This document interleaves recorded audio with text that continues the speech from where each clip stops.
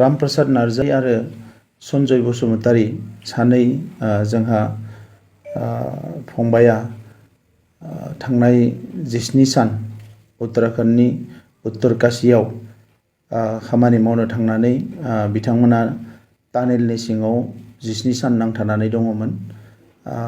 बिनि उनाव गभर्नमेन्टआ गोबां रोखोमनि प्रसेस्टा एबा नाजानायनि गेजेरजों बिथांमोनखौ 18 सानखालि बरननो हायो आरो दिनै बिथांमोना गाहाम देहाजों न'खराव सफैगासिनो दङ।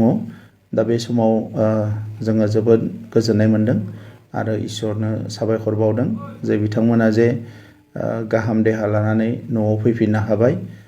जोंनि सानै बर' फिसा जोङो मोनफिननो हाबाय। बेनि थाखायनो आं अबंलावरिनि खाथियाव आर'ज गाबदों आरो धन्यबाद होदों। गुबैयै बिथांमोननि जि मोनसे हालोद बेखौ बुजिनानै बिथांमोना जाहाथे मोजाङैनो मोजां सोलिनो हायो बेनि थाखाय आसामनि चिफ मिनिस्टार मानगोनां डक्टर हिमन्त बिश्व शर्मा बिथाङा न'खरनैनोबो रामप्रसाद नार्जारी आरो सनजय बसुमतारी सानैनोबो 1 लाख रां अनसुंथाइ होनो थाखाय इतिमध्य बिथाङा फोसावदों, थाबैनो होगोन। आरो लोगोसे जों बिटिआर सरकारनिफ्राय बिथांमोना जाहाथे जायगायावनो थानानै खामायनानै जानो हायो बेनिखायनो गोदानै जोङो मोनसे मबाइल टि स्टल जोंनि गभर्नमेन्टनि मोनसे स्किम लाबोदों। बे मबाइल टि स्टलखौ बिथांमोन सानैनोबो गंफा होनानै बिथांमोना जाहाथे बेजों खामायनानै जानो हायो आरो न'आवनो थानानै खामायनो हायो बेनि थाखाय सानैनोबो गंनै मबाइल टि स्टल होनाय जागोन। आं मिजिंथिदों जे बिथांमोना मोजाङैनो मोजां न'खराव फैबाय थानाय समाव संसार जानो हागोन। आं बेखौ अरायसम अबंलावरिनि खाथियाव आर'ज गाबो। रोखोमनि मिशन बानायदों बड'फा लाइभलिहुड मिशन। बेवहाय रोजा सुबुङा जोंनिफ्राय माखासे मदद मोनगोन। बायदिसिना दाउ अमा फिसिनाय, ना फिसिनाय, बायदिसिना आबाद मावनायनि थाखाय गोबां मदद मोनगोन। इन्डास्ट्रि बानायनाय बियो बड'फा लाइभलिहुड मिशन। सेकेन्ड मोनसे जाबाय ब्रिक्स होननाय मोनसे जों बानायदों, बड'लेण्ड रुरेल इन्डास्ट्रि सेन्टार।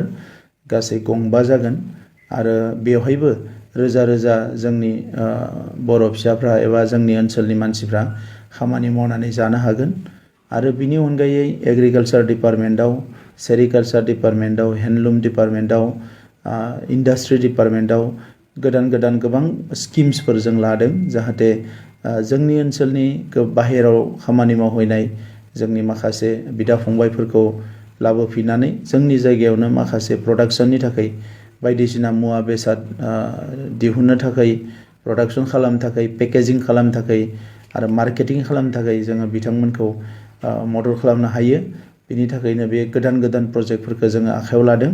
मानोना रोजा जोंनि माखासे मानसिफ्रा न' बां गारनानै सोलिनो थाखाय एबा न'खरखौ सामलायनो थाखाय बाहेरायाव हाजिरा मावहैनो गोनां जायो, गुबुन खामानि मावनो गोनां जायो। दा बिथांमोनखौ जोङो बोरैहाय लाबोफिननानै गावनि ओनसोलावनो मोजाङैनो सिकिउर्ड मोनसे जिउ लानानै मोजां खामायना जानो हायो बेखौ नोजोर बोनानै बे माखासे स्किम्सफोरखौ जोङो बानायनाय जादों। जोङो थिग खालामदों एबार जे थांनाय बोसोरनिफ्राय जोङो सुपार 50खौ जागायदोंमोन आरो देग्लाय बोसोराव जोङो बड'फा सुपार 50 मिशन जों लादों। बेवहाय गासै 200 फरायसाफोरखौ 50 UPSC, 50 APSC आरो 50खौ मेडिकेल आरो 50खौ इन्जिनियारिं फ्रि कचिं होनायनि बेबस्था मोनसे आखायाव लादों। आरो बेखौ जोङो दिल्लीयाव, गुवाहाटीयाव, क'क्राझाराव जों खालामगासिनो दङ।